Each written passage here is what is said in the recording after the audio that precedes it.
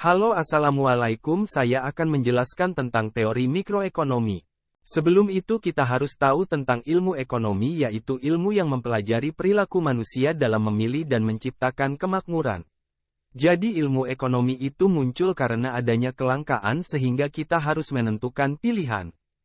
Contohnya udara oksigen untuk bernafas manusia, di pedesaan masih hijau dan bersih. Sebab tersedia jumlah banyak, berkualitas baik, tersedia di mana saja dan kapan saja. Berbeda dengan di wilayah perkotaan, polusi udara yang sudah parah membuat mereka tidak leluasa menghirup udara yang berkualitas baik dalam jumlah banyak. Kita akan membahas apa sih ekonomi mikro itu, dalam segi bahasa mikro artinya kecil. Jadi teori ekonomi mikro diartikan bagian dari ilmu ekonomi yang menganalisis mengenai bagian-bagian kecil dari keseluruhan kegiatan perekonomian. Dalam kata lain hanya membahas tentang perilaku konsumen dan produsen. Ada beberapa aspek yang dianalisis teori ekonomi mikro, yaitu interaksi di pasar barang, tingkah laku pembeli dan penjual, interaksi di pasar faktor produksi. Individu dalam perekonomian adalah pemilik faktor-faktor produksi. Mereka menawarkan faktor-faktor produksi tersebut untuk memperoleh pendapatan. Pendapatan tersebut untuk selanjutnya akan digunakan membeli barang dan jasa yang mereka butuhkan. Sebaliknya penjual membutuhkan faktor produksi untuk memproduksi barang dan jasa.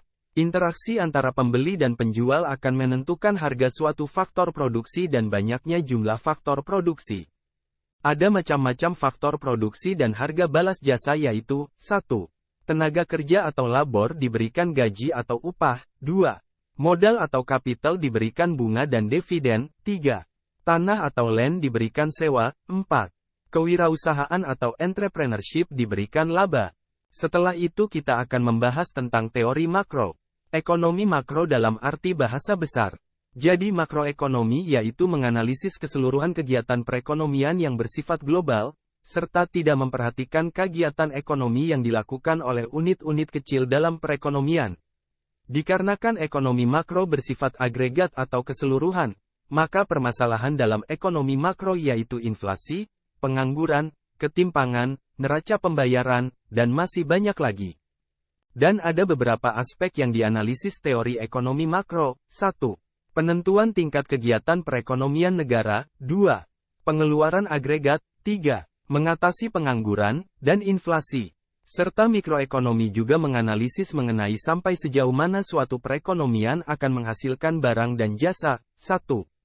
Pengeluaran rumah tangga. 2.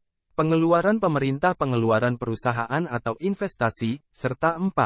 Ekspor dan impor. Pemerintah telah berusaha mengatasi masalah pengangguran dan inflasi di negeri ini. Tindakan pemerintah diperlukan untuk mengatasi kedua masalah itu. Dengan melalui kebijakan, berupa pertama, kebijakan moneter. Yaitu langkah pemerintah dalam memengaruhi jumlah uang yang beredar atau money supply dalam perekonomian, dan mengubah suku bunga dengan tujuan mengatasi masalah perekonomian. Kedua, kebijakan fiskal yaitu langkah pemerintah untuk mengubah struktur dan jumlah pajak serta pengeluarannya dengan maksud untuk mempengaruhi tingkat kegiatan perekonomian.